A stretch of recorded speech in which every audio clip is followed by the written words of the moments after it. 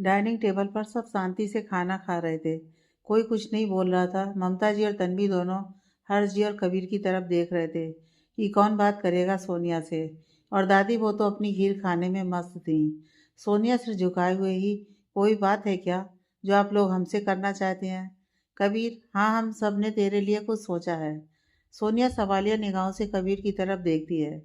हर्ष जी सोनिया को देखते हुए, पहले सब खाना खाएं फिर बात करते हैं। तन्वी ने कुछ बोलने की कोशिश की, लेकिन कबीर ने उसे इशारे से चुप करा दिया। खाने के बाद सभी हॉल में बैठे हुए थे। सोनिया हर्ष जी के कंधे पर सर रखकर आराम कर रही थी। हर्षवर्धन जी, सोनिया आपकी काउंसलिंग कैसी चल रही है? सोनिया आंखें बंद करे हुए ही, अच्छी चल रही है पापा। हर्ष जी, सोनिया, हम चाहते हैं कि आप अपना सपना पूरा करें। सोनिया ने फिर सिर उठाकर उनकी तरफ देखा। हर्ष जी ने उसे कपूर ग्रुप के बारे में सब बता दिया। सोनिया ने फिर से हर्ष जी के कंधे पर अपना सिर रख लिया। कबीर और तन्वी अपने हाथों को क्रॉस करके सोनिया के फैसले का इंतजार कर रहे थे। ममता जी भी इसी हॉल में थीं। कुछ देर बाद सोनिया, आप सच में यही चाहती हैं पापा? हर्ष जी उसके सिर को सहलाते हुए, अपने बच्चों के सपनों को पूरा होते कौन नहीं देखना चाहता लाडो। और फिर जो आपका फैसला होगा वो हमें मंजूर है। सोनिया हल्का मुस्कुराकर, ठीक है, हम तैयार हैं। हर्ष जी ने हाँ में अपना सिर हिला दिया। उसे गले लगाकर वहां से चले गए। कबीर और तन्वी दोनों उछलकर सोनिया के बगल में बैठ गए। कबीर, तू कंफर्टेबल तो है ना सोनिया? सोनिया, अभी तो ठीक है भाई, वहां जाकर भी कोशिश करूंगी कि सब ठीक हो। तन्वी चुपचाप वहां से निकलने ही वाली थी कि सोनिया ने उसका हाथ पकड़कर, तुम कहाँ चली महारानी? तुमने ही तो सारा रायता फैलाया है ना? तन्वी मुंह फुलाकर, रायता खाया जाता है, फैलाया नहीं जाता, समझी? और मैं बहुत थक गई हूँ और अब सोने जा रही हूँ। बाद में बात करूंगी तुझसे। Bye, good night both of you. ये बोलकर तन्वी वहां से भाग गई। कबीर और सोनिया भी अपने रूम में चले गए। सोनिया रूम में आई तब तक तन्वी सो चुकी थी। सोनिया उसके बगल में लेट गई। तन्वी शायद कोई सपना देख रही थी। सोए हुए भी उसके चेहरे पर हल्की सी मुस्कान थी। सोनिया काफी देर सोने की कोशिश करती रही, लेकिन उसे नींद नहीं आ रही थी। फिर वो उठकर बाहर आ गई, जहाँ एकदम शांति पसरी थी। रात के कीड़ों की हल्की हल्की आवाज आ रही थी। सोनिया बाहर लगे झूले पर बैठ गई। रात में जब भी उसे नींद नहीं आती या बेचैनी होती, वो यहीं आके बैठती थी। सोनिया अपनी पुरानी यादों में खो गई। फ्लैशबैक। सोनिया श्रुति के साथ उसकी दादी के घर रहने गई थी। दादी उस टाइम उसके चाचा चाची के साथ रहती थी। सोनिया की चाची को शुरू से ही सोनिया से प्रॉब्लम थी। वो हमेशा उसे सुनाती, उसे घर का सारा काम कराती। यहाँ पर भी यही हाल था। वो सोनिया को नौकरानी समझती थी। उसके चाचा सुरेंद्र जी और चाची की बेटी निशा उसे बहुत प्यार करते थे, जबकि उसका कजिन सोहम भी अपनी मम्मी के जैसी हरकतें करता। उसे परेशान करने के लिए कोई ना कोई बहाना ढूंढता रहता। दादी भी उसे बचाने की कोशिश करती, लेकिन चाची उन्हें सुनाने से भी पीछे नहीं रहती। लेकिन श्रुति के प्यार के आगे वो सब भूल जाती थी। श्रुति उसकी हर ज़रूरत का ध्यान रखती थी। श्रुति उसे ममता जी की जैसे ही प्यार करती थी। सोनिया को तभी पता चला श्रुति अपने कॉलेज के किसी लड़के सुमित के साथ रिलेशनशिप में थी। सोनिया थोड़ा परेशान भी थी इस बात से कि घर पर सबको पता चलेगा तो क्या होगा।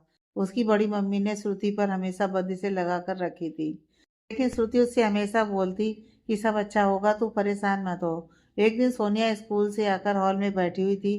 तभी उसे फील हुआ कि कोई उसे देख रहा है। सोनिया ने सिर घुमाकर देखा तो सोहम उसे बहुत अजीब नजरों से देख रहा है।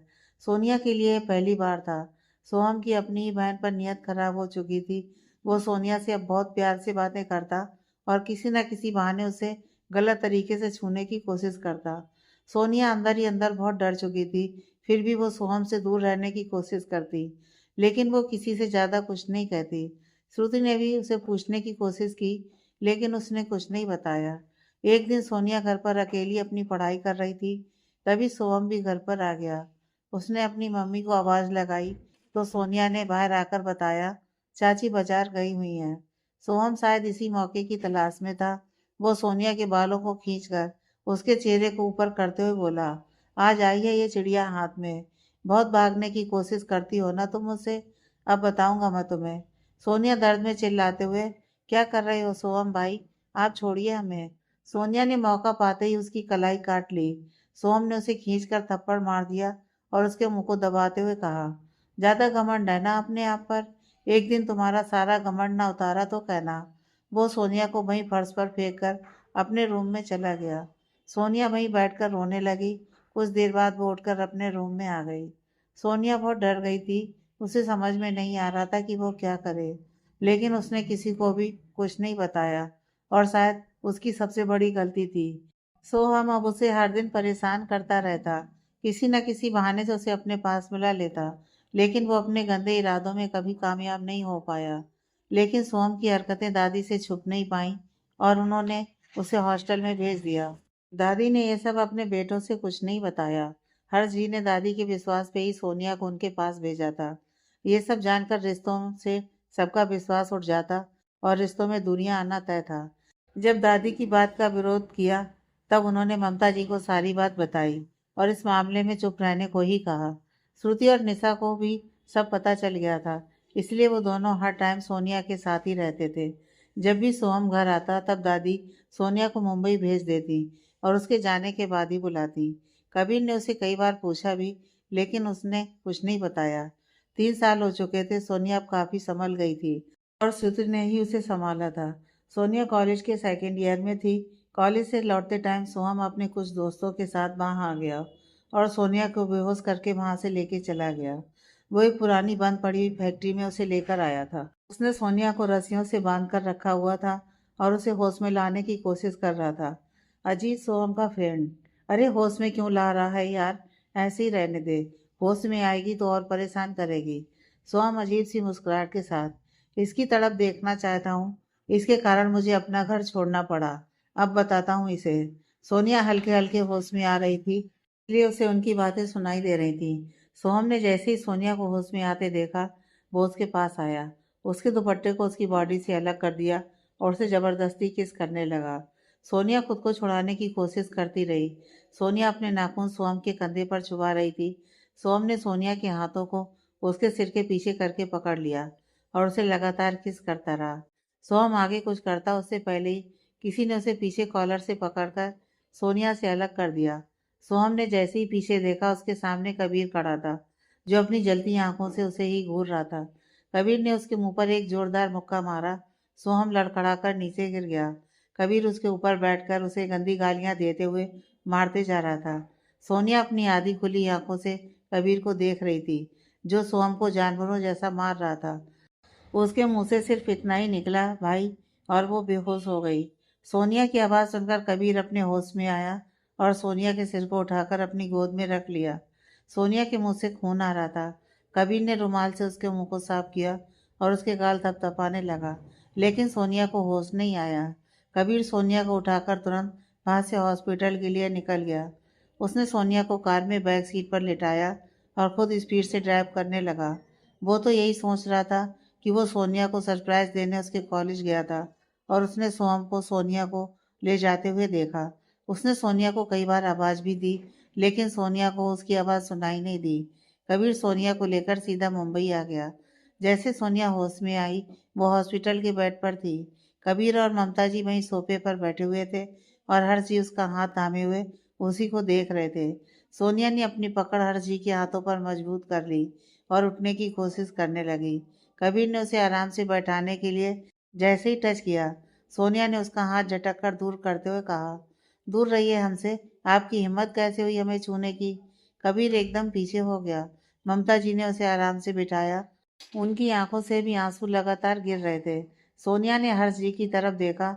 हर्ष जी ने उसके सिर पर हाथ फेरते हुए कहा, कुछ नहीं हुआ लाडो, सब ठीक है। देखिए एक बार, सब यहीं है। सोनिया हर्ष जी के गले लगकर रो पड़ी। हर्ष जी लगातार उसका सिर सहलाकर उसे शांत करने की कोशिश कर रहे थे। कबीर खुद भी एक डॉक्टर था, इसलिए वो सोनिया की हालत अच्छे से समझ सकता था। वो सोनिया के रूम से बाहर आ गया, जहां उसे डॉक्टर कुणाल मिले, जो सोनिया का इलाज कर रहे थे। वो डॉक्टर कुणाल के साथ उनके रूम में चला गया। डॉक्टर कुणाल, सोनिया इस टाइम मेंटली बहुत ज़्यादा डिस्टर्ब है, इसलिए वो ऐसे रिएक्ट कर रही है। कबीर चौंक कर डॉक्टर कुणाल की तरफ देखने लगा। डॉक्टर कुणाल ने उसके कंधे पर हाथ रखते हुए कहा, मैं सोनिया को चेक करने रूम में ही आ रहा था, तभी मैंने देखा। डॉक्टर कुणाल, कबीर, तुम मेरे ही अंडर में अपनी प्रैक्टिस कर रहे हो इससे पहले तुमने एसिड अटैक के केस में भी तुमने मुझे असिस्ट किया है, लेकिन मैंने पहली बार तुम्हें इतना कमज़ोर देखा है। क्या यह सिर्फ इस कारण कि सोनिया तुम्हारी बहन है? कबीर ने अपना सिर झुका लिया। डॉक्टर कुणाल ने आगे कहा, इस वक्त सोनिया को प्यार और सपोर्ट की सबसे ज़्यादा ज़रूरत है कबीर। सोनिया के साथ कुछ भी गलत नहीं हो पाया, क्योंकि सही समय पर तुम वहाँ पहुँच गए थे। लेकिन सभी के साथ ऐसा नहीं होता, यहाँ तक कि उनके माँ बाप द्वारा उन्हें ठुकरा दिया जाता है। हम 21वीं सदी में जी तो रहे हैं कबीर, लेकिन हमारी मानसिकता कभी नहीं बदली। कबीर डॉक्टर कुणाल की तरफ देखने लगा। डॉक्टर कुणाल ने कहा, मेरा यह मतलब बिल्कुल नहीं है कि तुम्हारी सोच ऐसी है। मैं सिर्फ यह समझाने की कोशिश कर रहा हूँ कि तुम्हारी ज़िंदगी में तुम्हें कई बार ऐसे केस देखने को मिलेंगे, तब तुम्हें हिम्मत से काम लेना होगा। कई बार दिल पर लगे घाव शरीर के घाव से ज़्यादा गहरे होते हैं। शरीर पर लगे घाव पर मरहम लगाया जा सकता है, लेकिन दिल के घावों को प्यार और एक्स्ट्रा केयर से ही भरा जा सकता है। सोनिया के साथ भी ऐसा ही है। कबीर भाई बहन का रिश्ता बहुत प्यारा होता है, और उसके लिए तो यह रिश्ता भी अब टूट चुका है। इस रिश्ते पर विश्वास तुम्हें लौटाना होगा। तुम्हें एक दोस्त और एक भाई दोनों तरह से सोनिया को समझाना पड़ेगा। इतना कहकर डॉक्टर कुणाल चुप हो गए। कबीर, मैं आपकी बात समझ गया सर। मैं अपनी पूरी कोशिश करूंगा। डॉक्टर कुणाल, हाँ अब जाओ सोनिया का चेकअप करो। कबीर सोनिया के रूम में आया, तब तक सोनिया इंजेक्शन के कारण सो चुकी थी। कबीर ने ममता जी की तरफ देखकर कहा, माँ इसने कुछ खाया? ममता जी, हाँ थोड़ा सा सूप पिया था। कबीर ने ममता जी को गले लगाते हुए कहा, सब ठीक हो जाएगा माँ, परेशान मत होइए। मैं सोहम से हमारी सोनिया के एक एक आंसू का हिसाब वसूल करूंगा। हर जी ने अंदर आते हुए कहा, होश में काम लेना होगा। कबीर गुस्से में सब बिखर जाएगा। आप सुरेंद्र और माँ को यहाँ बुलाइए, आगे की बात उन्हीं के सामने होगी। कबीर हामे से हिलाकर बाहर चला गया। अगली सुबह सोनिया सोकर उठी थी और कबीर उसके डिस्चार्ज की तैयारी कर रहा था। कबीर सोनिया के पास नहीं गया था। उसे पता था सोनिया को संभलने में थोड़ा टाइम लगेगा। जब चारों लोग घर पहुंचे, तब तक सुरेंद्र जी और वसुंधरा जी भी आ गए थे। ममता जी सोनिया को लेकर उसके रूम में चली गईं। सुरेंद्र जी माहौल की गंभीरता को समझते हुए, क्या बात है कबीर, आपने हमें इतनी जल्दी क्यों बुलाया? और आप सोनिया को भी बिना बताए लेके आ गए। कबीर गुस्से से भर चुका था। उसने पास रखे बॉस को उठाकर फेंक दिया। हर जी, कबीर क्या कर रहे हैं आप? हमने आपसे कहा ना, अपने गुस्सा पर कंट्रोल कीजिए। दादी, क्या बात है बेटा, बताओ। कबीर कभी ऐसे व्यवहार नहीं करता। हर जी ने उन दोनों को सारी बात बताई। सब सुनकर सुरेंद्र जी जमीन पर ही गिर गए। उन्हें तो विश्वास ही नहीं हो रहा था कि उनका बेटा ऐसी गिरी हुई हरकत करेगा। कबीर ने तुरंत आगे जाकर उन्हें उठाकर सोफे पर बिठाया। दादी के मुंह से भी अचानक निकल गया, सब हमारी ही गलती है, हमें ही सब कुछ पहले ही बता देना चाहिए था। सभी लोग चौंक कर उनकी तरफ देखने लगे। हर्ष जी, मतलब क्या है आपका माँ? दादी को एहसास हुआ वो क्या बोल गईं। वो सोच ही रही थी कि कबीर ने उनके पास आकर कहा, अब कोई झूठ नहीं दादी, सच बताइए कब से चल रहा है ये सब? कबीर का चेहरा देखकर एक बार दादी भी घबरा गईं, लेकिन उन्होंने खुद को शांत करते हुए कहा, 3 साल से। कोई कुछ कहता उससे पहले ही ममता जी ने सीढ़ियों से उतरते हुए कहा, क्यों माँ, आखिर ऐसी क्या बात हो गई कि आपने इतनी बड़ी बात हमें बताना जरूरी नहीं समझा? मतलब 3 साल से मेरी सोनिया घुट घुट कर जी रही है। आपको पता है माँ, वो चैन से सो नहीं पा रही है। सोते सोते वो अचानक उठ जाती है। यहाँ तक कि इंजेक्शन का असर भी नहीं हो रहा है उस पर। दादी, ऐसी बात नहीं है। हमें जैसे ही इस बात का एहसास हुआ, हमने सोहम को तुरंत हॉस्टल भिजवा दिया था। सुरेंद्र जी, इसका मतलब ये है कि आपने सोहम को पढ़ाई के लिए नहीं, सोनिया के कारण हॉस्टल भेजा था? माँ, क्या कविता को यह बात पता थी? दादी ने अपना सिर हाँ में हिला दिया। सुरेंद्र जी गुस्से से भर गए। वो तुरंत अपना फोन निकालकर कविता को कॉल करने लगे। हर्ष जी ने उनके हाथ से फोन लेते हुए कहा, अब बात करने का कोई फायदा नहीं है सुरेंद्र, आप भी कहीं ना कहीं इन सब में दोषी हैं। आपने हमेशा खुद को काम में व्यस्त रखा। आपकी बीवी बच्चे क्या कर रहे हैं, आपने कभी इस तरफ ध्यान ही नहीं दिया, और शायद आज इसलिए सोहम आज इस हद तक आ पहुंचा। लेकिन हम हमारी बेटी के गुनहगार को ऐसे नहीं छोड़ सकते। आपको हमसे सारे रिश्ते खत्म करने हैं, कर दीजिए। ना ही हमें समाज की फिक्र है, ना ही किसी और की। हमारे लिए अभी सिर्फ हमारी बेटी मायने रखती है। सुरेंद्र जी का सिर शर्म से झुक गया। हर्ष जी ने सोहम को पुलिस के हवाले कर दिया, जहां पर भी कविता जी सोनिया को दोष दे रही थी। ममता जी ने उन्हें थप्पड़ मारते हुए कहा, शर्म नहीं आती आपको? अपनी गुस्से और नफरत में सब भूल गई हैं। आप भूलिए मत, आप भी एक बेटी की माँ हैं। और अगर कल को, हर्ष जी ने ममता जी का हाथ पकड़ते हुए बीच में कहा, निशा हमारी भी बेटी है, गुस्से में अपने मुंह से ऐसा कुछ मत निकालिए जिसका खामियाजा हमारी दूसरी बेटी भुगते। ममता जी बाहर आकर कार में बैठ गईं। उनकी आंख से आंसू बहते ही जा रहे थे। हर्ष जी बाकी की सारी फॉर्मेलिटी करके आ गए। ममता जी को उन्होंने गले लगाते हुए कहा, शांत हो जाइए, हमारी सोनिया बहुत स्ट्रांग है ममता, आपको परेशान होने की ज़रूरत नहीं है। चलिए अब घर चलते हैं, हमारी बेटी को हमारी ज़रूरत है। उन्होंने बड़ी सफाई से अपने आंसू अपनी आंखों में ही रोक लिए थे। ममता जी, आप मुझे समझा रहे हैं या अपने आप को? सोनिया में जान बसती है आपकी, उसकी एक छींक से आप परेशान हो जाते हैं। आज तो बात उसकी इज्जत की है, आपको कोई ज़रूरत नहीं है मुझसे अपने आंसू छुपाने की। हर जी रुंधे गले से, आपसे हम कभी कुछ नहीं छिपा पाए हैं और ना ही कभी छिपा पाएंगे। ममता जी, घर चले? हर्ष जी ने हामे से रिलाकर कार को घर की तरफ मोड़ लिया। अपने परिवार की देख रेख में सोनिया संभल गई थी। कबीर से पहले वो डरती थी, लेकिन कबीर के प्यार के आगे उसका डर हार गया था। सोनिया ने बाद में मार्शल आर्ट की भी ट्रेनिंग ली और अब वो कराटे चैंपियन बन चुकी थी। सोनिया अपनी सोच में डूबी थी। कबीर ने उसके कंधे पर हाथ रखा। तब सोनिया अपनी सोच से बाहर आई और चौंक कर कबीर की तरफ देखने लगी। कबीर चाय का कप सोनिया को देते हुए, रिलैक्स सोनी, मैं हूँ। और वो आकर सोनिया की बगल में बैठ गया। सोनिया कबीर के कंधे पर सर रखते हुए, भाई आप सोए नहीं अभी तक? कबीर चाय का सिप लेते हुए, अगर यही सवाल मैं तुझसे करूँ तो? सोनिया ने कबीर की तरफ देखा, लेकिन कुछ बोला नहीं। कबीर पानी लेने किचन में आया था, तभी डोर खुला देखा तो समझ गया कि तू यहीं होगी, इसलिए चाय बना कर ले आया। कुछ देर बाद कबीर ने कहा, सोनिया, क्या तू अपने भाई को इस लायक नहीं समझती कि तू मुझसे अपने मन की बात कह सके? या फिर तू अभी भी जॉब को लेकर सोच रही है? देख, तुझ पे कोई प्रेशर नहीं है, पापा से मैं बात कर लूंगा, तू बस एक बार बता। सोनिया, ऐसा नहीं है, हमें आप पर खुद से ज्यादा भरोसा है, लेकिन अब दुनिया की नजरों में आने से डर लगता है भाई, किसी पर विश्वास नहीं होता। आपको पता है, भाई श्रुति दी बहुत खुश थी सुमित के साथ, लेकिन उन्होंने क्या किया? उन्होंने तो उसकी इज्जत को ही कुचल दिया, वो भी बेरहमी से। उन्होंने दी की बिल्कुल परवाह नहीं की भाई। क्या इसलिए लोग प्यार करते हैं, जिसमें सामने वाले की इच्छा, उसका दुख, दर्द, तकलीफ, आप सबको अनदेखा कर दो, सिर्फ अपनी जरूरतों के लिए?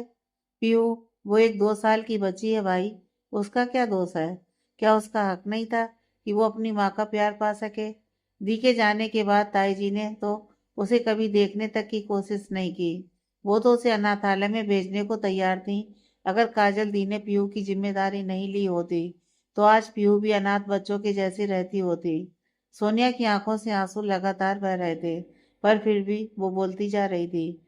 अगर दी की शादी हो जाती और तब पीहू का जन्म होता, क्या तब भी ताऊ जी उसके साथ ऐसा ही अनदेखा करते जैसे अभी करते हैं? और हमारा क्या दोस्त था भाई, जो सोहम भाई ने हमारे साथ ही? और इसके आगे सोनिया कुछ और कहती, कबीर ने उसे गले लगाते हुए कहा, चुप हो जा बच्चा, अब बस कुछ गलत नहीं होगा। अच्छा एक बात बता, कब तक डरेगी तू ऐसे लोगों से? सोहम और सुमित जैसे तो बहुत से लोग हैं इस दुनिया में, जो लड़कियों को सिर्फ एक खिलौना समझते हैं, लेकिन इनके कारण हम अपनी जिंदगी तो नहीं रोक सकते ना। समय किसी के लिए नहीं रुकता। देख, पौधे में जब कोई पत्ती खराब होती है तो हम उस पत्ती को निकाल देते हैं, ना कि पूरे पौधे को तो खराब होने देते। लाइफ में भी यही होता है, जो तकलीफ दे उसे अलग कर दो, समझी? सोनिया शांति से कबीर की सारी बातें सुनती है। कबीर कुछ सोचते हुए बोला, प्यार बहुत खूबसूरत सफर होता है सोनिया, जिसकी कोई मंजिल नहीं होती। सच्चा प्यार तो वो होता है जो सभी हालातों में आपके साथ हो, दुख में साथ दे आपका, और आपकी खुशियों को अपनी खुशियां माने। कहते हैं कि अगर प्यार होता है तो हमारी जिंदगी बदल जाती है, पर जिंदगी बदलती है या नहीं, ये इंसान के ऊपर निर्भर करता है। प्यार इंसान को जरूर बदल देता है। प्यार का मतलब सिर्फ यह नहीं कि हम हमेशा उसके साथ रहें। प्यार तो एक दूसरे से दूर रहने पर भी खत्म नहीं होना चाहिए। अब राधा किशन को ही देख लो, उनसे पवित्र और गहरा प्यार तो शायद किसी का भी नहीं हो सकता, लेकिन फिर भी उन्हें एक दूसरे का साथ नहीं मिला। सोनिया ने कुछ बोलने की कोशिश की, लेकिन कबीर ने उसे चुप कराते हुए कहा, और रही बात श्रुति दी की, तो जो हुआ वह नहीं होना चाहिए था। लेकिन शायद उनकी किस्मत में यही था। हम तकदीर से नहीं लड़ सकते। लेकिन एक सच यह भी है कि अगर पीहू दी की कोख में नहीं होती तो शायद हम दी को बहुत पहले ही खो चुके होते। मैं मानता हूँ कि पीहू के साथ भी गलत हो रहा है, लेकिन इसमें हम अभी कुछ भी नहीं कर सकते। पापा ने तो कोशिश भी की थी कि पीहू को यहाँ रखने की, लेकिन दादी ने उन्हें ऐसा नहीं करने दिया। पापा एक बार और कोशिश करते, लेकिन उस टाइम तेरी हालत क्या थी ये तू अच्छे से जानती है। कुछ गलती तो हमारी भी है ना। हम सब तो यही सोच रहे थे तुम अपने ही परिवार के साथ हो तो सुरक्षित ही होगी। जब भी लगा तुम्हें कोई परेशानी है तो सबने यही सोचा। पहली बार माँ पापा से दूर हुई है इसलिए तू उदास है। कबीर की आंखें नम हो गई थीं ये सब कहते कहते। सोनिया उसके आंसू पोंछते हुए, इसमें किसी की गलती नहीं है भाई। अब जो हो गया उसे बदला तो नहीं जा सकता ना। हम ये सब भूलने की कोशिश करेंगे भाई, लेकिन हमें नहीं पता प्यार में ऐसा होता भी है या नहीं। हमारे लिए प्यार सिर्फ एक कड़वी याद है जिसने हमसे हमारी बहन छीन ली। हमारी नज़रों में यह सबसे बदतर एहसास है। नफरत करते हैं हम इस शब्द से और इस एहसास से। कबीर ने देखा सोनिया गुस्से से कांप रही थी। उसने उसे गले लगाते हुए कहा, अभी तू ये सब सोचना छोड़, तू सिर्फ अपने बारे में सोच। 2 दिन बाद तेरा इंटरव्यू है ना, तू उसकी तैयारी कर और मुझे पता है मेरी सोनी पक्का सिलेक्ट हो जाएगी इस जॉब के लिए। बस तुम मुझसे प्रॉमिस कर कि तू अपना बेस्ट देगी। समय के साथ सब संभल जाएगा, लेकिन अभी बहुत सी बातें उलझी हैं। अगर हमने अभी इन्हें सुलझाने की कोशिश की तो बहुत कुछ बिगड़ जाएगा। बच्चा, तू समझ रही है ना मैं क्या कहना चाहता हूँ। सोनिया ने अपना सिर हाँ में हिला दिया। कबीर ने उसके सिर को चूमकर कहा, चल अब सो जाते हैं, बहुत लेट हो गया है, मुझे भी कल जल्दी हॉस्पिटल जाना है। सोनिया कबीर के साथ अंदर चली गई। सोनिया तन्वी के पास आकर लेट गई। तन्वी ने अपने दोनों हाथों से सोनिया को जकड़ लिया। सोनिया ये देखकर मुस्कुरा दी। काफी मशक्कत के बाद उसे भी नींद आ गई। कपूर फैमिली में सभी एक साथ बैठकर नाश्ता कर रहे थे। अर्जुन अपने फोन में मीटिंग की डिटेल चेक कर रहा था। वहीं दिव्या खाते हुए अपना फोन चला रही थी। विक्रम जी ने दोनों को घूर कर देखने लगे। अर्जुन की नज़र जैसे ही विक्रम जी पर पड़ी, उसने तुरंत अपनी सफाई देते हुए कहा, इम्पॉर्टेंट था डैड। विक्रम जी ने अपनी नज़र दिव्या की तरफ करी, लेकिन उसे तो जैसे फर्क ही नहीं पड़ रहा था। अर्जुन ने धीरे से टेबल के नीचे से उसके पैर पर मारा। उसने अर्जुन की तरफ आंखें छोटी करते हुए देखा। अर्जुन बिना कोई रिएक्शन के नाश्ता कर रहा था। दिव्या नाटक करते हुए, भाई क्या कर रहे हैं आप। डैड देखिए ना भाई को। जैसे उसकी नज़र विक्रम जी से मिली, वो समझ गई पक्का कोई कांड हो गया है। वो अर्जुन की तरफ सवालिया नजरों से देखने लगी। अर्जुन ने अपने कंधे उचका दिए। विक्रम जी, कल से नहीं आज से ही डिनर और ब्रेकफास्ट के टाइम तुम दोनों अपने फोन टेबलेट सब अपने कमरे में छोड़कर आओगे। अर्जुन दिव्या एक साथ, नो डैड। मीरा जी दोनों को देखकर, बिल्कुल ऐसा ही होगा। इनफैक्ट आपके पापा भी ऐसा ही करेंगे। क्यों विक्रम जी। इतना कहकर वो विक्रम जी की तरफ देखने लगी जो उन्हें ही घूर रहे थे। मेरा मतलब है कि विक्रम जी, मैं अच्छे से समझता हूँ आपका मतलब। अर्जुन दिव्या जहाँ मुंह दबाए हंस रहे थे, वहीं विक्रम जी मुंह फुलाकर बैठे हुए मीरा जी को घूर रहे थे। मीरा जी, क्या हुआ, आप ऐसे क्या देख रहे हैं, मैंने कुछ गलत बोला क्या। ये कहकर वो भी मनी मन मुस्कुरा पड़ी। दिव्या मीरा जी की ओर देखकर हंस पड़ी। फिर वो विक्रम जी को मस्का मारते हुए बोली, बस अब कोई मेरे डैड को नहीं चिढ़ाएगा। अच्छा मॉम, मैं रेडी हो जाती हूँ, नहीं तो अभी वो चुईया आकर पूरा घर सिर पर उठाएगी। आज से कॉलेज स्टार्ट होने हैं। अर्जुन, तू रेडी हो जा, मैं तुझे छोड़कर ऑफिस चला जाऊंगा। दिव्या, जी नहीं, मैं संजना के साथ चली जाऊंगी, और अब वैसे भी मैं छोटी बच्ची नहीं हूँ, so don't worry, I will manage. Arjun उसके गाल पर हाथ रखते हुए, ओके, बट कोई भी प्रॉब्लम हो जस्ट कॉल मी। दिव्या मुस्कुरा दी। अर्जुन उसे हक करके ऑफिस चला गया। मीरा जी किचन में काम कर रही थी, तभी पीछे से विक्रम जी ने उन्हें अपनी बाहों में भर लिया। मीरा जी अचानक हुए इस बार से डर गईं। वो अपने आप को छुड़ाते हुए बोली, अरे क्या कर रहे हैं आप, छोड़िए, कोई देखेगा तो क्या सोचेगा। विक्रम जी उन्हें टाइटली पकड़ते हुए, अच्छा बाहर तो बड़ी टांग खींची जा रही थी। मीरा जी मुंह बनाते हुए, हाँ तो सारे नियम क्या सिर्फ बच्चों के लिए, भूल गए आप भी तो अपने दिनों में यही करते थे। विक्रम जी, अपने दिनों से क्या मतलब है तुम्हारा, तुम मुझे बूढ़ा समझने लगी हो। मीरा जी, समझने क्या लगी, आप बुढ़े हो चुके हैं विक्रम जी। विक्रम जी, वैसे मैं क्या सोच रहा था, अर्जुन ने बिजनेस अच्छे से संभाल लिया है तो अब तो मैं बिल्कुल फ्री हूँ। हम भी अपने फर्स्ट हनीमून पर चलते हैं। वैसे भी हमारे टाइम पर हनीमून जैसा कुछ होता ही नहीं था। मीरा जी ठहाके मारकर हंस पड़ी। फिर वो अपने आप को कंट्रोल करते हुए बोली, सुनने में कुछ अजीब नहीं लगेगा? बेटे की उम्र में बाप करे रोमांस? विक्रम जी चिढ़ते हुए बोले, तुम्हें मेरे मूड का कचरा करने में तो शुरू से ही मजा आता है। मीरा जी सीरियस होते हुए, अच्छा ठीक है, आपका रोमांस बाद में। आप अर्जुन से बात क्यों नहीं करते? सारी जिंदगी अकेले नहीं गुजारी जा सकती। जब भी मैंने कोशिश की उससे शादी के बारे में बात करने की, लेकिन वो हर बार कोई बहाना बना देता है। उसके कारण रोहित भी अपनी जिंदगी में आगे नहीं बढ़ना चाहता। विक्रम जी उनके फेस को अपने हाथों में लेते हुए, तुम परेशान मत हो, मैं उससे बात करूंगा। मीरा जी, लेकिन विक्रम जी ने उनके माथे को चूमते हुए कहा, मैंने कहा ना मैं बात करूंगा। अब कोई लेकिन बेकिन नहीं। मीरा जी ने हाँ में सिर हिला दिया। एक पुरानी सी बिल्डिंग जो बिल्कुल पूरी तरह से उजड़ी हुई थी, उस बिल्डिंग को देखकर ही लग रहा था कि वहां कोई आता जाता नहीं था। उसी बिल्डिंग के बाहर कार में दो लोग बैठकर उस जगह की निगरानी कर रहे थे। वो कार थोड़ी दूरी पर झाड़ियों के बीच में छुपी हुई थी। तभी वहां पर पुलिस फोर्स की जीप आकर उस कार के पास आकर खड़ी हो गई। जीप में से एक लड़का बाहर आया, white T shirt, black jeans, brown leather jacket में, जिसका चेहरा मास्क से पूरी तरह ढका हुआ था। कार से एक आदमी बाहर आकर, सर कल आधी रात में यहाँ कुछ और लड़कियों को लाया गया है। अपने सामने खड़े ऑफिसर्स को धीमी लेकिन सख्त आवाज में ऑर्डर देते हुए, आधे लोग इस बिल्डिंग को चारों तरफ से घेरिए और आधे वहां फंसे हुए लोगों को निकालने की कोशिश करेंगे।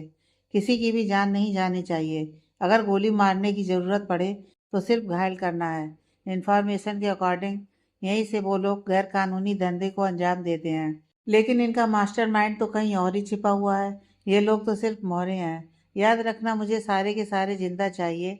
अंडरस्टैंड? सारे ऑफिसर्स ने हाँ में अपना सिर हिला दिया। वो लड़का अपने ऑफिसर्स के साथ छिपते हुए बिल्डिंग के अंदर पहुंच गया।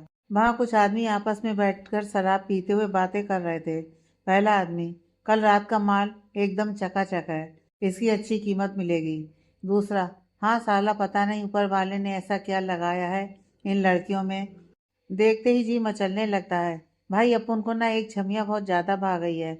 आप बोले तो जरा मजा मैं भी ले लूं। पहला आदमी, चुप बे, ज्यादा बकैती ना किया करो। समझे ना, बॉस को पता चला तो वो जिंदा रहने लायक नहीं छोड़ेंगे तुमको। अबे ए रजुआ सुन, वो नीचे वाली में अच्छे से ताला लगा दियो, साला नहीं तो ये कलुआ वहां पर भी मुंह मारेगा। ये सब सुनकर उस लड़के की आंखों में खून उतर आया। उसने अपने ऑफिसर्स को कुछ इशारा किया और दूसरी तरफ चला गया। वो आगे बढ़ ही रहा था कि एक गुंडा बेसमेंट की तरफ से उसकी ओर ही आ रहा था। वो पिलर के पीछे छिप गया। जैसे ही वो गुंडा उसके पास पहुंचा, उसने उस गुंडे के मुंह को दबाते हुए गर्दन पर वार किया और उसे बेहोश कर दिया और अपने एक ऑफिसर को इशारा करके आगे बढ़ गया। उसके रास्ते में जो भी आया, वो लड़का मारता हुआ आगे बढ़ रहा था। बेसमेंट का दरवाजा खुला हुआ था। उसने अंदर झांक कर देखा तो काफी बड़ा कमरा था। वहां करीब 20-21 लड़कियां और 10-12 छोटे बच्चे थे। जहाँ कुछ आदमी लड़कियों को छेड़ रहे थे, वहीं सारे बच्चे डरे हुए बैठे थे। उसने अंदर आकर दरवाजा लॉक कर दिया। वहां खड़े आदमी उसको देखकर चौंक गए। मास्क लगे होने के बावजूद उसकी लाल आंखें साफ दिख रही थी, मानो वो उन्हीं आंखों से ही सबको जला देगा। उनमें से एक आदमी बोला, कौन है बे? रजुआ कलुआ, कहाँ हो बे सब? लड़का, कोई फायदा नहीं उन्हें बुलाने का, और रही बात मेरी, तो तुझसे पंचायत करने का टाइम नहीं है मेरे पास। या तो इन सबको जाने दे, अगर नहीं तो मुझे ले जाना भी काफी अच्छे से आता है, समझा? आदमी, अपन को धमकी देता है? तुझे पता भी है मैं कौन हूँ? लड़का आराम से वहां रखे लकड़ी के गट्ठे पर बैठते हुए, दूसरे के तलवे चाटने वाला कुत्ता। उस आदमी ने अपनी गन निकाल कर उसको पॉइंट करते हुए बोला, कुत्ता किसे बोला बे? उस लड़के ने आराम से कहा, तुझे और किसे? फिर वो गन की तरफ इशारा करते हुए बोला, मुन्ना, ये सब तेरे काम की चीज नहीं है और इसे दिखाकर तू मुझे डरा रहा है। मैं तो बचपन से ही सबसे खेलता आया हूँ। ये कहकर उसने नीचे झुककर उस आदमी के पेट पर एक जोरदार मुक्का मारा।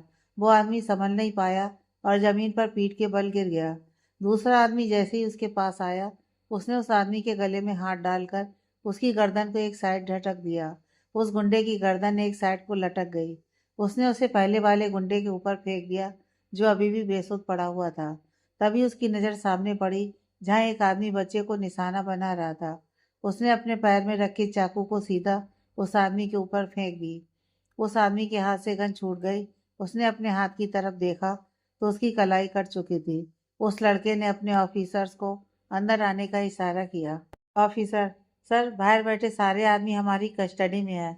अभी एक को ज़्यादा चोट लगने की वजह से हॉस्पिटल भेज दिया गया है। वो लड़का नामे सिर हिलाते हुए, एक काम करो, इन सब की थोड़ी खातिरदारी करो और इन बच्चों और लड़कियों के बारे में सारी इन्फॉर्मेशन निकालो। मैं थोड़ा उनका हालचाल जान के आता हूँ। वो अपनी जीप में बैठ के हॉस्पिटल के लिए निकल गया।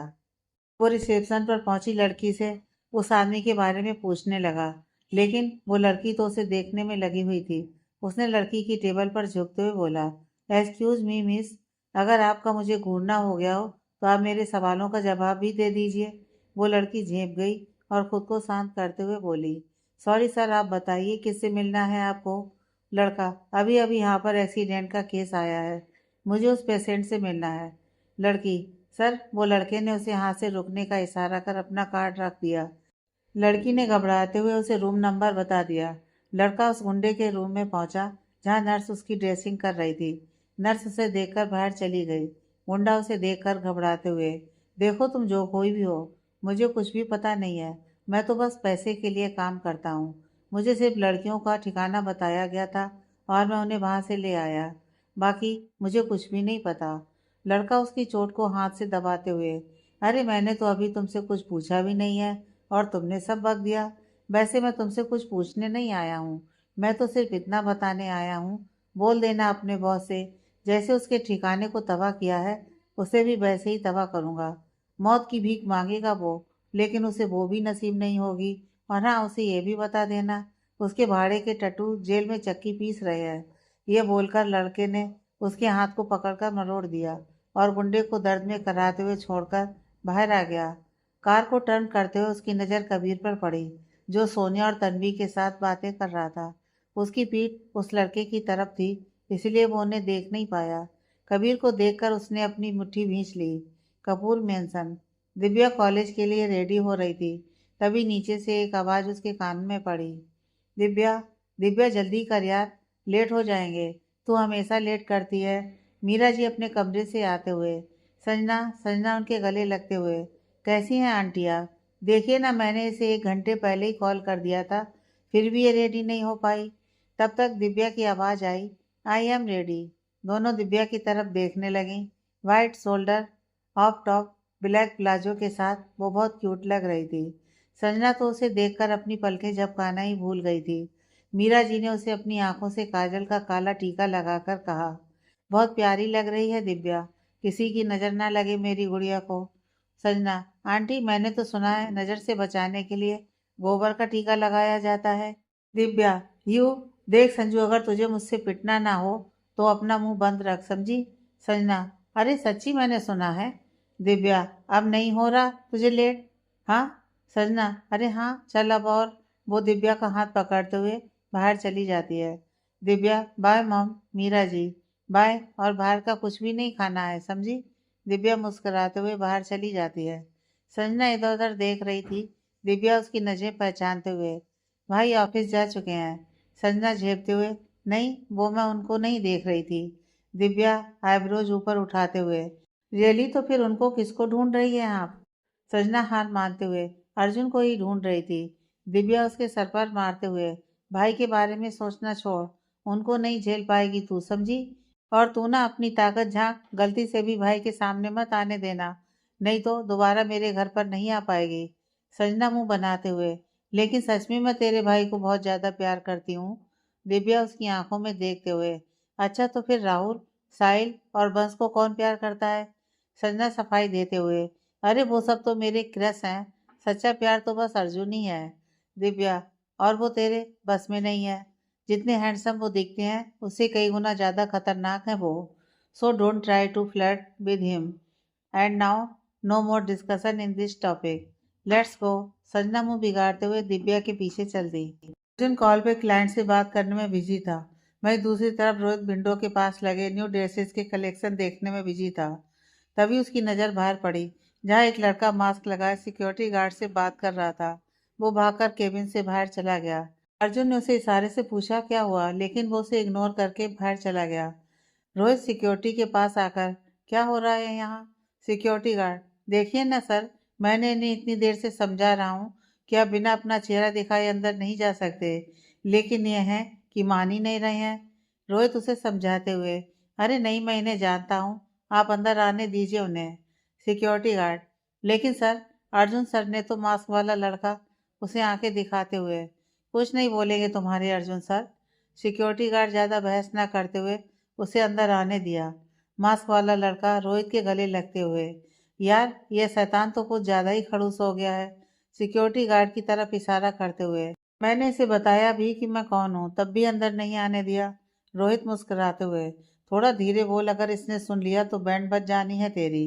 मास्क वाला लड़का, और बैंड कौन बजाएगा? वो, भूल मत, बड़ा हूँ मैं उससे। रोहित बड़बड़ाते हुए, थोड़ी देर में ही पता चल जाएगा कौन बड़ा है कौन छोटा है। लड़का उसकी पीठ पर मारते हुए, उसकी तरफदारी करना बंद कर खड़ूस का चमचा। रोहित उस लड़के के साथ लिफ्ट की तरफ आगे बढ़ गया। तभी उसके फ़ोन में मैसेज आया, जिसे वो लड़के ने भी देख लिया था।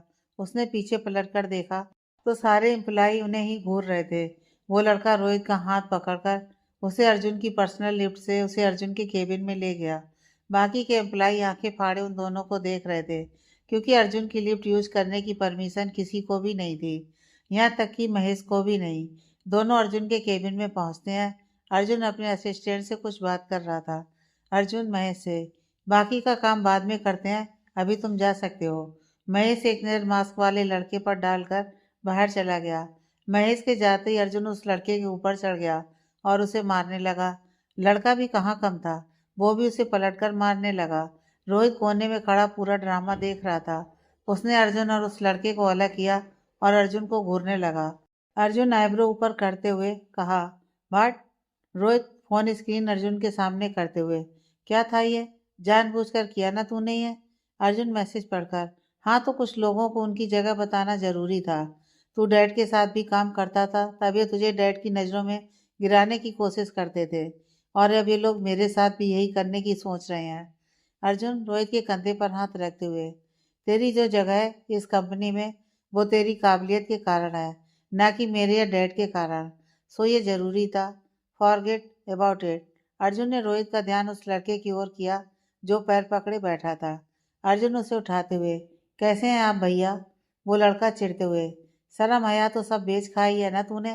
कमीने पुलिस वाला मैं हूँ और धुलाई तू कर रहा है। अर्जुन नाटक करते हुए, I am really very sorry ACP Akshay Kapoor. वो क्या है ना, आपको देखकर मैं खुद पर कंट्रोल नहीं कर पाया। अक्षय अपने हाथ से ब्लेजर पकड़ते हुए, देख अर्जुन, मैं जानता हूँ मैं तेरा भाई कम दोस्त ज़्यादा हूँ, लेकिन मैं तेरे साथ वो नहीं कर सकता, इसलिए प्लीज खुद पर कंट्रोल रख। अक्षय रोहित के कान में, कहीं इसकी वो सेम जेंडर में अट्रैक्शन वाली बात सही तो नहीं है ना? रोहित, जो दोनों नमूनों का इतनी देर से ड्रामा देखकर मन ही मन मुस्कुरा रहा था, वो पेट पकड़कर हंसने लगा। अर्जुन, जो अक्षय की बात का मतलब समझने में लगा था, रोहित को हंसता देख वो अक्षय के पीछे भागा। रुक कमीने, क्या कहा तूने कि मैं कंट्रोल करूं? पहले खुद के दिमाग की गंदगी तो साफ कर ले। घूम फिरकर तेरा दिमाग एक ही चीज पर आता है। अक्षय रोहित के पीछे छिपते हुए, मैं मजाक कर रहा था मेरे भाई, गलती हो गई, माफ कर दे। रोहित उस लड़के को देखकर हंस रहा था, जैसे कह रहा हो, अब कहाँ गया आपका बड़प्पन? अर्जुन उसे खींचते हुए, उसके पीछे छिपने की जरूरत नहीं है, वो खुद ही मुझसे नहीं बच पाता, तुझे कहाँ से बचाएगा? रोहित, अक्षय रोहित अर्जुन के बीच में आते हुए, अरे अरे, अब दोनों शुरू मत हो जाना, पहले मेरी बात सुनो, मुझे तुम दोनों से कुछ जरूरी बात करनी है। अर्जुन ने एक नज़र केबिन के बाहर डाली और फिर रोहित और अक्षय को इशारा करके पास रखे सोफे पर बैठ गया। अक्षय अर्जुन के बगल में बैठते हुए, देख उसका दिल्ली का आधा धंधा तो बर्बाद कर दिया है, मुंबई में भी उसकी एक छोटे से ठिकाने का पता लगाकर उसे भी सब कंट्रोल कर लिया है, लेकिन इतने से उसका कुछ नहीं होगा, कुछ बड़ा प्लान करना पड़ेगा, और खबरी के हिसाब से वो अभी इंडिया में नहीं है। अर्जुन को सोचते हुए, हमारे आसपास ऐसे बहुत से लोग हैं जो हम पर नज़र रखे हुए हैं और हमारी सारी इन्फॉर्मेशन वो उस तक पहुंचा रहे हैं, इसलिए जो भी करना है बहुत सोच समझ कर करना है, बिना उसकी नज़रों में आए। और सबसे बड़ी बात, सालों पहले क्या हुआ था अभी भी हम पूरी बात नहीं जानते, और पूरी बात जाने बिना हम कुछ नहीं कर सकते, इसलिए अभी इन सब के बारे में हम बाद में बात करेंगे। अभी उसे भी मज़े लेने दे अपनी ज़िंदगी के, और वैसे भी अभी बहुत से काम हैं जो करने हैं, पहले उनसे निमट लें फिर इस पर आते हैं। अक्षय, हाँ बात तो सही है, तो फिर जैसा चल रहा है चलने दो, और अभी जो सबूत है वो काफ़ी नहीं है उसे फंसाने के लिए। अर्जुन हमें अपना सिर हिला देता है। रोहित, लेकिन हम अगर साथ बैठे रहेंगे तो वो इसे हमारी चुप्पी समझेगा और इसी का फ़ायदा उठाकर कहीं वो। अर्जुन आंखों में गुस्सा लिए, इस बार ऐसा कुछ नहीं होगा। हर बार किस्मत उसका साथ नहीं दे सकती। इतनी सारी जिंदगियां बर्बाद करके वो चैन से नहीं बैठ सकता। अक्षय उसे शांत कराते हुए, अपने गुस्से को सही समय और सही इंसान के लिए बचा कर रख। अर्जुन, उसकी करनी का फल उसे जरूर मिलेगा, लेकिन ये सही समय नहीं है, समझा ना? रोहित उसके कंधे पर हाथ रखते हुए, और मेरे कहने का मतलब यह था कि हम उसे ऐसे नहीं छोड़ सकते। छोटे मोटे ही सही, लेकिन हमें उस पर हमले करने होंगे। अर्जुन का गुस्सा ठंडा पड़ चुका था। वो हाँ में सिर हिलाकर अपनी जगह पर बैठ गया। अक्षय माहौल को थोड़ा बदलते हुए, अभी सबसे जरूरी काम है मेरी बाली के सो कॉल्ड बॉयफ्रेंड को सबक सिखाना। रोहित, अर्जुन दोनों घूर कर अक्षय को देखने लगे। अक्षय मासूम सा फेस बनाकर, मैंने आज उसे मुंबई में देखा, वो यहाँ के किसी हॉस्पिटल में है शायद। रोहित उसे बीच में टोकते हुए, मेरी वाली, भाई हक बाद में जताना, पहले प्रपोज तो कर दे। नहीं तो आज तूने उसके बॉयफ्रेंड को देखा है, कल को उसके बच्चों को भी देख लेना। अर्जुन मुस्कुराकर, वैसे बात तो सही है यार, मतलब 1 साल से तू उसे पसंद करता है और तूने उसे प्रपोज तो छोड़, आज तक बात भी नहीं की। अर्जुन रोहित को ताली देकर हंसने लगा। अक्षय रोहित की पीठ पर मारते हुए, उसके बच्चों का बाप तो मैं ही बनूंगा, देखना। रोहित, लेकिन उसके लिए तुझे उसे प्रपोज भी करना पड़ेगा, जो तुझसे होगा नहीं। अक्षय, सुन चिलगोजे, ये प्यार नाम की चिड़िया जितनी खूबसूरत होती है, उसे पकड़ने में उतने ही पापड़ बेलने पड़ते हैं। मेरी नज़र से देख तो प्यार करना सबसे आसान काम है, लेकिन इजार करना बहुत मुश्किल है यार। और देखना, तुम दोनों जो मेरा मजाक उड़ा रहे हो ना, दोनों खुद मुझसे एडवाइस मांगोगे। अर्जुन रोहित एक साथ, इम्पॉसिबल। अक्षय अपना मुंह घुमाकर बैठ जाता है। अर्जुन रोहित को कुछ इशारा करके बाहर चला जाता है। रोहित अक्षय के कंधे पर हाथ रखते हुए, देख, प्यार नाम की बला से तो मेरा सामना नहीं हुआ, लेकिन तेरी फीलिंग अच्छे से समझता हूँ। तू पहले अपने मकसद को पूरा करना चाहता है, इसलिए तूने अभी तक उनसे अपने प्यार का इजहार नहीं किया। लेकिन मेरे भाई, तू अपने प्यार को अपनी कमजोरी नहीं ताकत बना, उसे अपने दिल की बात बता दे। फिर कहीं ऐसा तो नहीं तू उसकी बेटी को लेकर पीछे हो रहा है? अक्षय, पहली बात तो ये जुबान तेरी है, पर शब्द किसी और के हैं। वो गिलास डोर के बाहर की ओर इशारा करता है, जहाँ अर्जुन खड़ा था। इसे लगता है कि मैं इसे समझता नहीं हूँ। मानता हूँ मैं उसके उतना क्लोज नहीं हूँ जितना तू है, लेकिन फिर भी इतना मुझे भी दिखता है, महक की वजह से वो हर लड़की से नफरत करता है, और सिर्फ उसके कारण ही प्यार के बारे में बात तक करना गवारा नहीं है इसे। जिन्हें वो अपना मानता है उनकी तो बात छोड़, बाकी के लिए किसी शैतान से कम नहीं है ये। और दूसरी बात, मेरी नज़रों में इन सब की कोई अहमियत नहीं है कि उनकी बेटी है या नहीं। वो नहीं भी होती तब भी मेरा प्यार कभी कम नहीं हो सकता उसके लिए। उनके बारे में ज़्यादा तो नहीं जानता, लेकिन इतना ज़रूर जानता हूँ वो कभी कुछ गलत नहीं करेंगी। अक्षय आगे कुछ कहता, उसका फ़ोन बजने लगा। कॉल पे बात करने के बाद अक्षय ने रोहित की तरफ देखा, जो कुछ सोच रहा था। अक्षय एक गहरी सांस लेकर रोहित को गले लगाते हुए बोला, एक अर्जेंट काम आ गया है, बाद में आता हूँ। छोटी माँ को मत बताना मेरे आने के बारे में। मैं रात की फ्लाइट से ही दिल्ली जा रहा हूँ, कुछ काम बाकी है वहाँ। ये बोलकर अक्षय बिना रोहित की बात सुने बाहर चला गया। थोड़ी देर बाद जब अर्जुन वापस आया तो केबिन में दोनों ही नहीं थे। उसने रोहित को कॉल किया, लेकिन उसका कॉल नहीं लगा। अर्जुन अपना सिर झटककर मीटिंग के लिए निकल गया। वहीं दूसरी तरफ तन्वी सोनिया को देखती है, जो कोई बुक पढ़ रही थी। तन्वी बार बार सोनिया का ध्यान खुद पर खींचने की कोशिश कर रही थी, लेकिन उसकी सारी मेहनत सोनिया की एक नज़र के आगे फीकी पड़ रही थी। तन्वी ने सोनिया से बुक लेकर साइड में रख दी। कितने नखरे हैं तेरे यार, इतनी देर से बोल रही हूँ चल टेरेस पर चलते हैं, लेकिन नहीं, लोगों के दिमाग के स्क्रू ढीले होते हैं, तेरे तो कान के हो गए हैं। सोनिया उसे वापस बुक लेते हुए, हमारे सारे स्क्रू अपनी जगह पर फिट हैं, तुम्हारे कहने पर ही दिन भर बाहर घूमा गया है, इसलिए कहीं नहीं जा रहे हैं हम। तुम्हें जो करना है करो और हमें हमारा काम करने दो। तन्वी झल्लाकर कमरे से बाहर चली गई। जैसे ही वो बाहर निकली, कमरे में आते हुए कबीर से टकरा गई। तन्वी चिल्लाते हुए, क्या है यार लंगूर, दूसरों का इलाज करते करते खुद की आंखें फोड़ आया है क्या? सबके सब पागल हैं। कबीर उसके मुंह पर हाथ रखते हुए, सरक गई है क्या? सब लोग जगे हुए हैं अभी। क्या अनाप शनाप बोल रही है? तन्वी कबीर से अपना हाथ छुड़ाकर टेरेस की दीवार पर बैठ गई। कबीर उसकी बगल में बैठते हुए, क्या हुआ आज ये ज्वालामुखी मेरे ऊपर कहाँ से पड़ गया? तन्वी ने बिना जवाब दिए बस बाहर आती जाती गाड़ियों को देखती रही। कबीर अपने हाथ पैरों को अजीब तरीके से हिलाते हुए, देख तूने नहीं बताया ना तो मैं सन्यासी बन जाऊंगा। तू देख लेगी मुझे सन्यासी बनते हुए। मेरे बीवी बच्चे तो कहीं मुंह दिखाने लायक ही नहीं रहेंगे। तन्वी अपनी हंसी कंट्रोल करते हुए, ढोर सन्यासी शादी नहीं करते। कबीर नौटंकी करते हुए, अरे मैं तो मॉडर्न जमाने का सन्यासी बनूंगा ना, जो सन्यासी बनने के लिए अपनी बीवी बच्चों की भी बलि दे देगा। तन्वी कबीर को मारते हुए, सुधर जा कुत्ते, पैदा होने से पहले ही बीवी बच्चों की बलि देने को तैयार हो गया। कबीर तन्वी के हाथों को पकड़ते हुए, अरे बीवी तो अब तक पैदा हो चुकी होगी ना। तन्वी हंसते हंसते जमीन पर ही लौट गई। कबीर उसके बगल में उसे थोड़ी दूर लेट गया। तन्वी, कबीर बचपन कितना मस्त होता है ना। किसी चीज की कोई परेशानी नहीं, कोई टेंशन नहीं, बस खाओ पियो ऐश करो और घूमो फिरो। लेकिन उम्र बढ़ने के साथ जिम्मेदारी और परेशानी दोनों ही बढ़ जाती हैं, जो कोई सोच भी नहीं सकता। जिंदगी ऐसा रंग दिखा देती है। वाकई में यार लाइफ बड़ी टिपिकल होती है। कबीर उसकी बात से सहमत होते हुए, हाँ बात तो सही है। कदम कदम पर इम्तिहान होते हैं और उन इम्तिहानों को हम किस तरह से सफल होना चाहते हैं ये हम पर निर्भर करते हैं। कबीर थोड़ा रुककर, सोनिया के बारे में सोचना छोड़ दे तनु। उसने छोटी सी उम्र में ही बहुत कुछ सहा है, जिसकी भरपाई हम चाह कर भी नहीं कर सकते। और रही बात उसके रूड बिहेवियर की, तो वो भी ठीक हो जाएगा। तन्वी ने अपना सिर हाँ में हिला दिया। काफी देर तक दोनों बातें करते रहे और नींद आने पर रूम में चले गए। 2 दिन ऐसे ही हंसी खुशी बीत गए। आज सिंह फैमिली में बहुत ही खुशनुमा माहौल था। सोनिया उठकर नीचे आई, जहाँ ममता जी पूजा की तैयारी कर रही थी। सोनिया ने उनसे पूजा के फूल लेते हुए कहा, माँ आप ये रहने दीजिए, हम कर लेंगे। आप तनु को जगा दीजिए, हमने उसे उठाया था लेकिन वो उठ नहीं रही है।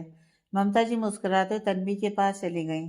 वो सोनिया के रूम में सोई तन्वी को देख रही थी, जो दुनिया से बेखबर होकर आराम से सो रही थी।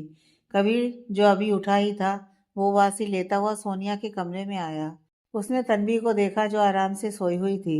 अचानक उसे एक मस्ती सूझी। वो तन्वी के पास जाने लगा। ममता जी उसका हाथ पकड़ते हुए, कबीर कोई शरारत नहीं, हट मैं उठा देती हूँ उसे। कबीर उन्हें मनाते हुए, माँ ज्यादा कुछ नहीं करूँगा, पक्का? ममता जी, नहीं मतलब नहीं। कबीर बच्चों की तरह मचलते हुए, प्लीज ना मम्मा। ममता जी उसे बॉर्न करते हुए, ठीक है लेकिन इस तूफान को फिर तू ही संभालेगा। ममता जी मुस्कुराते हुए बाहर आ गईं। कबीर ने तन्वी के ऊपर एक नकली छिपकली रख दी और अपने फोन को स्पीकर से कनेक्ट कर उसमें से कीड़े मकोड़े की आवाज निकलने लगी। नीचे खड़ी सोनिया ममता जी की तरफ देखते हुए, 3, 2, 1 बूम। ऊपर से तन्वी के चिल्लाने की आवाज आई। कबीर, दादी और हर्ष जी तन्वी के पास भागे। वहीं ममता जी और सोनिया एक दूसरे को देखकर मुस्कुराकर अपने काम करने लग गए। उनके लिए कोई नई बात नहीं थी। कबीर और तन्वी दोनों एक दूसरे को छेड़ने का एक भी मौका नहीं छोड़ते थे। दादी जो घबराते हुए ऊपर आई थी, तन्वी को देखकर उनकी हंसी छूट गई। तन्वी कंबल के अंदर पूरा कवर होकर बैठी थी और बार बार पास पड़ी लकड़ी से उसे भगाने की कोशिश कर रही थी, जो उसे खुद ही लग रही थी, क्योंकि कंबल के अंदर होने के कारण उसे दिखाई ही नहीं दे रहा था। हर्ष जी उसका कंबल हटाते हुए, तन्वी लकड़ी चलाना बंद कीजिए पहले, आप खुद को चोट पहुंचा रही हैं। तन्वी डरते हुए, अंकल छिपकली वो उधर है। कबीर हंसते हुए छिपकली उठाकर तन्वी को दिखाते हुए, नकली है। हर्ष जी उसे आंखें दिखाते हुए, क्या हरकत है कबीर ये, कब बड़े होंगे आप? हर्ष जी कबीर को डांटने लगे। तन्वी जो अब तक गुस्से से लाल पीली हो रही थी, वो हर्ष जी को कबीर को डांटते हुए देखकर मुस्कुराने लगी। कबीर ने तन्वी की हंसी देखकर मुंह बना लिया।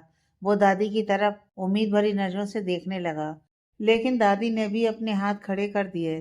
कबीर बेबस होकर खड़ा रह गया। तभी नीचे से ममता जी की आवाज आई, ड्रामा खत्म करके नीचे आ जाना, पूजा का टाइम हो गया है। कबीर बिजली की तरह तेजी से नीचे भागा। तन्वी भी तैयार होकर नीचे आ गई थी। सभी साथ में पूजा कर नाश्ता करने बैठ गए। हर्ष जी सोनिया और तन्वी को बेस्ट विशेष देकर बैंक चले गए।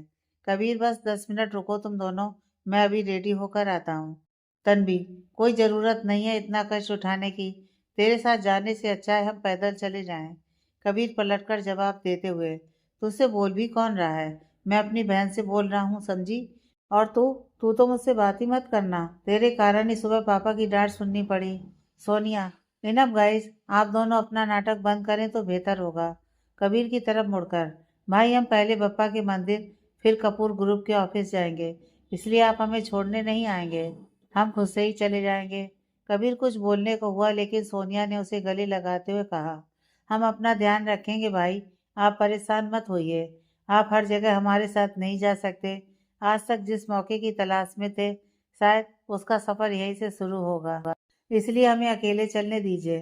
कबीर ने उसके सिर को चूमते हुए कहा, मैं हमेशा तेरे साथ हूँ गुड़िया, तू चाहे या नहीं, मैं तेरा साथ कभी नहीं छोड़ूंगा। बट प्रॉमिस कर, दूसरों के चक्कर में खुद को नुकसान नहीं पहुंचाएगी। सोनिया ने हाँ में सिर हिलाया। ममता जी किचन से आते हुए, पहले दही शक्कर से मुंह मीठा करो, उसके बाद जाना। तन्वी दही शक्कर खाते हुए, थैंक यू मौसी, आप सही टाइम पर आई हैं। मैं तो बोर हो गई थी दोनों का मेलो ड्रामा देखकर। सोनिया तन्वी को घूरने लगी। तन्वी मासूम सा फेस बनाकर, मजाक कर रही थी मैं। ममता जी सोनिया को दही शक्कर खिलाकर उसका माथा चूमकर अपना ध्यान रखना लाडो, और घबराना नहीं। सोनिया ने हाँ में अपना सिर हिला दिया। फिर उन्होंने तन्वी को पास बुलाकर उसका भी माथा चूमा। तन्वी की आंखें हल्की सी नम हो गई थीं। कबीर तन्वी को साइड हक करते हुए, माँ आपने भालू को रोते हुए देखा है क्या कभी? तन्वी उसके पेट में कोनी मारते हुए, सुधर जा लंगूर, नहीं तो एक दिन मैंने तेरा मुंह तोड़ देना है। दोनों घर से पैदल ही निकल जाती हैं। फिर वो बप्पा के दर्शन करके कपूर ग्रुप के ऑफिस चली गईं।